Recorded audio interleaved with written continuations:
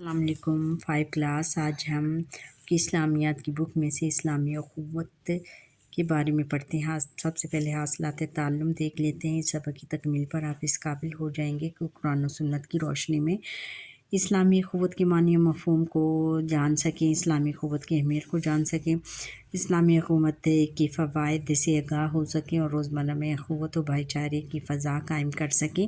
نبی اکرم صلی اللہ علیہ وسلم کی اسوہ حسنہ و سیرت صحابہ اکرام رضوان اللہ تعالیٰ علیہم اجمعین سے اخوت کے واقعات جان سکیں۔ اب سبق کی طرف آتے ہیں۔ اخوت کا مطلب ہے بھائی چارہ۔ اسلامی اخوت سے مراد ہے سب مسلمان آپس میں بھائی بھائی ہیں۔ قرآن مجید میں ایمان والوں کو ایک دوسرے کا بھائی قرار دیا ہے۔ ارشاد ربانی ہے کہ انما المؤمنون اخوۃ، ترجمہ مومن تو آپس میں بھائی بھائی ہیں۔ فرمان مصطفیٰ صلی اللہ علیہ وسلم ہے کہ مسلمان وہ ہے جس کی زبان اور ہاتھ سے دوسرے مسلمان محفوظ رہیں۔ یہ دیکھا بچوں، قرآن اللہ تعالیٰ کے ارشاد میں بھی اور حضور نبی اکرم صلی اللہ علیہ وسلم نے بھی فرمایا کہ مسلمان آپس میں بھائی بھائی ہیں، اور حضور نبی اکرم صلی اللہ علیہ وسلم فرماتے ہیں کہ مسلمان وہ ہیں جس کی زبان اور ہاتھ سے دوسرے مسلمان محفوظ رہیں۔ اس کا مطلب یہ ہے کہ بچوں، جو مسلمان وہ ہیں کہ مسلمانوں کو آپس میں گالی گلوچ اور ہاتھا پائی نہیں کرنی چاہیے، ایک دوسرے کے ساتھ لڑائی جھگڑا نہیں کرنا چاہیے، بلکہ صلح اتفاق سے رہنا چاہیے۔ آگے ہے، جو شخص بھی کلمہ طیبہ کا اقرار کر لیتا ہے وہ امت مسلمہ کا حصہ بن جاتا ہے۔ اس کلمے کی بنیاد پر دنیا بھر کے مسلمان، خواہ وہ دنیا کے کسی بھی حصے میں ہوں، کسی بھی رنگ اور نسل سے تعلق رکھتے ہوں، کوئی بھی زبان بولتے ہوں، وہ آپس میں بھائی بھائی ہیں۔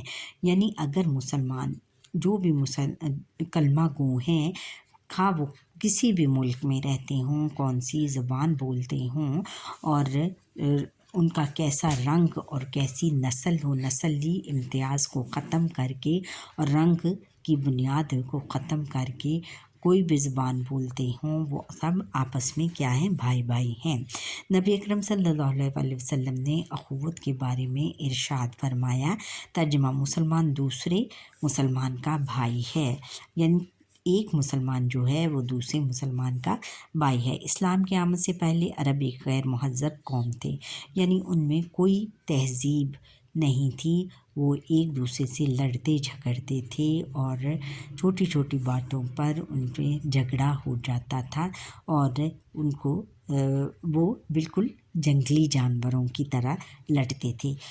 وہ قبائل میں بٹے ہوئے تھے اور ان قبیلوں کی صورت میں رہتے تھے، چھوٹی چھوٹی باتوں پر ایک دوسرے سے لڑتے تھے۔ جب مہاجرین مدینہ منورہ پہنچے تو نبی اکرم صلی اللہ علیہ وسلم نے انصار کو ان کا بھائی بنا دیا۔ کیوں بھائی بنایا؟ کیونکہ وہ ایک کلمہ گو تھے، ایک کلمہ پڑھتے تھے، اور وہ سب ایک دوسرے کے بھائی ہیں۔ یہ بھائی چارے کا ایسا شاندار نمونہ ہے جس کی پوری دنیا تا قیامت مثال پیش نہیں کر سکتی، کہ دنیا میں اس کی مثال نہیں ملتی قیامت تک کے لیے۔ دراصل انصار اور مہاجرین کے درمیان یہ کلمے ہی کا رشتہ تھا جس کے باعث یہ سب کچھ ممکن ہوا۔ نبی اکرم صلی اللہ علیہ وسلم نے مسلمانوں کو اس موقع پر اخوت کے ایک ایسے رشتے میں باندھ دیا کہ مسلمان ہمیشہ کے لیے ایک دوسرے کے کیا بن گئے؟ بھائی بن گئے۔ اخوت کی بنیاد ایمان اور اسلام ہے۔ ایمان اور اسلام ہے۔ ایمان کیا ہے؟ کہ ہمارا ایمان ہے کہ ہم اللہ کے دین یعنی دین اسلام پر ایمان لائے، اور اسلام اور دین جو ہے ہمارا کیا ہے؟ اسلام ہے۔ اس کی بنیاد کیا ہے؟ اس دین، ایمان اور اسلام پر ہے، یعنی سب کا ایک رب ہے، ایک رسول صلی اللہ علیہ وسلم ہے، ایک کتاب ہے، ایک قبلہ ہے اور ایک دین ہے۔ جو مسلمان ہیں ان سب کا کیا ہے؟ ایک اللہ تعالیٰ ہے، اللہ تعالیٰ ایک ہے، اور رسول اللہ صلی اللہ علیہ وسلم بھی ایک ہیں۔ ایک کتاب ہے، کتاب کون سی ہے؟ قرآن پاک، اور ایک قبلہ ہے۔ قبلہ کس کو کہتے ہیں؟ بیٹا قبلہ خانہ کعبہ کو کہتے ہیں کہ جس کی طرف ہم منہ کر کے نماز پڑھتے ہیں، اور ایک دین ہے۔ دین کون سا ہے؟ ہمارا دین اسلام ہے، جس پر ہمیں بہت زیادہ یقین ہے۔ اسلام نے رنگ، نسل، ملک و قوم اور زبان کے فرق کو مٹا دیا، یعنی اسلام نے تمام مسلمانوں میں رنگ، نسل، ملک و قوم اور زبان کے فرق کو مٹا دیا۔ اسلام نے کہا کہ یہ تمام فرق مٹا کر تم سب ایک دوسرے کے بھائی ہو۔ غلام آزاد ہو گئے اور انہیں وہ مقام اور مرتبہ ملا کہ حضرت بلال رضی اللہ تعالیٰ عنہ کو میری آقا، میرا سردار کہا گیا، یعنی حضرت بلال حبشی جو کہ غلام تھے، ان کو کہا گیا کہ یہ غلام جو تھے ان کو آزاد کر دیا گیا، وہ آزاد ہو گئے، اور حضرت بلال حبشی جو کہ غلام تھے ان کو کیا کہہ دیا گیا کہ میری آقا، میرا سردار کہا گیا۔ یہ کس وجہ سے کہا گیا؟ کہ صرف دین اسلام کی وجہ سے کہا گیا کہ وہ دین اسلام کے ایک رکن تھے، دین اسلام کے رکن تھے۔ فرمان مصطفیٰ صلی اللہ علیہ وسلم، مسلمان آپس میں ایک عمارت کی مانند ہیں جس کا ایک حصہ دوسرے حصے کو مضبوط کرتا ہے۔ ایک عمارت جب بنتی ہے تو بچوں اینٹیں اوپر تلے لگتی ہیں، ایک کے بعد دوسری، تیسری، چوتھی، پھر اس طرح پوری دیوار کھڑی ہو جاتی ہے، پکی دیوار کھڑی ہو جاتی ہے۔ اور حضور نبی اکرم صلی اللہ علیہ وسلم نے بھی مسلمانوں کو ایک عمارت کی مانند قرار دیا ہے کہ وہ بھی تمام مسلمان ایک دوسرے کے ساتھ ایسے جڑے رہتے ہیں، ایک دوسرے کی اس طرح مدد کرتے ہیں، اور ایک دوسرے کے ساتھ اس طرح اتفاق و محبت سے رہتے ہیں کہ وہ ایک عمارت کی طرح نظر آتے ہیں۔ اسلامی اخوت کا تقاضا ہے کہ ایک مسلمان دوسرے مسلمان کی جان، مال اور عزت و آبرو کی حفاظت کرے، یعنی اسلامی اخوت، اسلامی بھائی چارہ ہمیں یہ درس دیتا ہے کہ ایک مسلمان جو ہے وہ دوسرے مسلمان کی جان، مال، عزت اور اس کی آبرو کی حفاظت کرے، اپنے بھائی کی ضرورت کا خیال رکھے اور ہر ممکن طریقے سے اس کی مدد کرے، اور اپنے مسلمان بھائی کی تمام ضروریات کا خیال رکھے، اور پھر ہر ممکن طریقے سے اس کی مدد کرے۔ اگر اس کو کسی چیز کی ضرورت ہے تو اس کی مدد کرے۔ اسلامی عبادات بھی رشتہ اخوت کو مضبوط کرتی ہے۔ نماز باجماعت میں ہر مسلمان 5 مرتبہ مسجد میں جمع ہوتے ہیں۔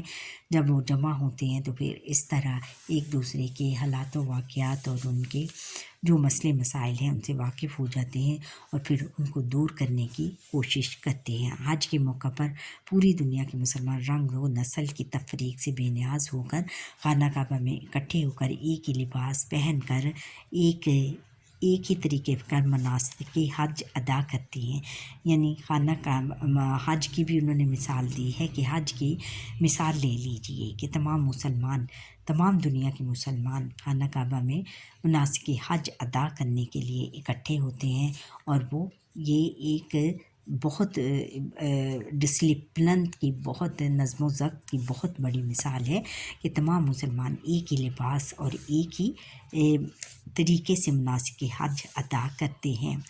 یاد رکھیں کہ جو مسلمان اپنے بھائی کی ضرورت کو پورا کرنے میں لگا رہتا ہے، اللہ تعالیٰ اس کی ضرورت پوری کر دیتا ہے، یعنی جو بھی مسلمان اپنے دوسرے مسلمان کی ضرورت کو پورا کرتا ہے تو اللہ تعالیٰ پھر اس کی ضرورت پوری کر دیتا ہے۔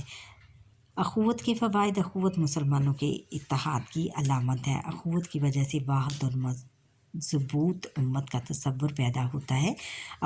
جب ہم اخوت میں رہیں گے، ایک دوسرے کے ساتھ صلح اتفاق سے رہیں گے تو بچوں ہمیں ایک واحد قوم بن جائیں گے، تمام مسلمان، اور مضبوط امت پھر بننے کا تصور ہم میں پیدا ہو جائے گا۔ ایک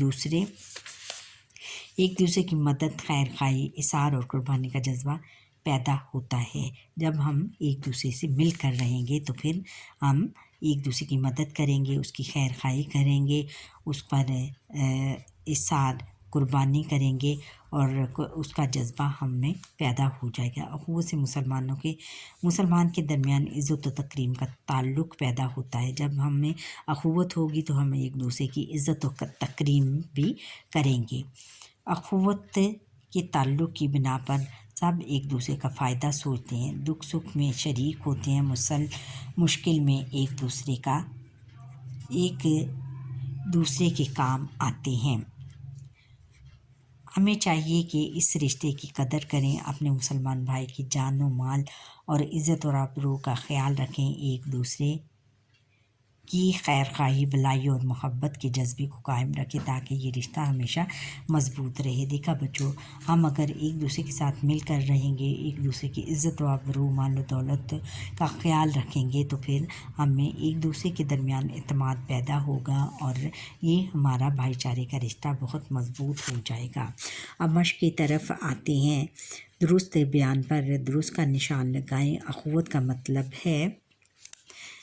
اخوت کا کیا مطلب ہے؟ عفو، درگزر، دیانت داری، بھائی چارہ اور رحم دلی کیا ہے؟ بھائی چارہ ہے۔ اخوت کی بنیاد ہے ایمان اور اسلام، طہارت و پاکیزگی، عبادت و زہد، تقوی و پرہیزگاری کیا ہے؟ ایمان اور اسلام۔ اللہ تعالیٰ نے ایمان والوں کو ایک دوسرے کا قرار دیا ہے، دوست، رشتہ دار، پڑوسی، بھائی، ایک دوسرے کا کیا؟ بھائی قرار دیا ہے۔ حدیث کے مطابق ایک جسم کی مانند ہے کفار، امت مسلمہ، یہود، نصارہ۔ امت مسلمہ ایک جسم کی مانند ہے۔ نبی اکرم صلی اللہ علیہ وسلم نے اخوت کا رشتہ قائم فرمایا، انصار اور مہاجرین کے درمیان، یہود و نصارہ کے درمیان، یہود اور مسلمانوں کے درمیان، کفار اور مشرکین کے درمیان، انصار اور مہاجرین کے درمیان۔ اچھا بچوں، یہاں پر ہی ہمارے آج کی لیکچر کا وقت ختم ہوتا ہے۔ آپ مجھے لائک کریں، سبسکرائب کریں، بیل آئیکن پر کلک کریں اور میرے ہر لیکچر کو اسکپ مت کیجیے گا اور شروع سے لے کر آخر تک دیکھیے گا، اور جو میرا یہ لیسن فرسٹ ٹائم دیکھ رہے ہیں وہ میرے یہ لیکچر کو سبسکرائب کریں۔ یہ سبسکرائب کرنے میں تھوڑا سا ٹائم لگتا ہے، آپ کی ایک انگلی کی جنبش سے ہی آپ کر سکتے ہیں۔ اچھا جی، اللہ حافظ۔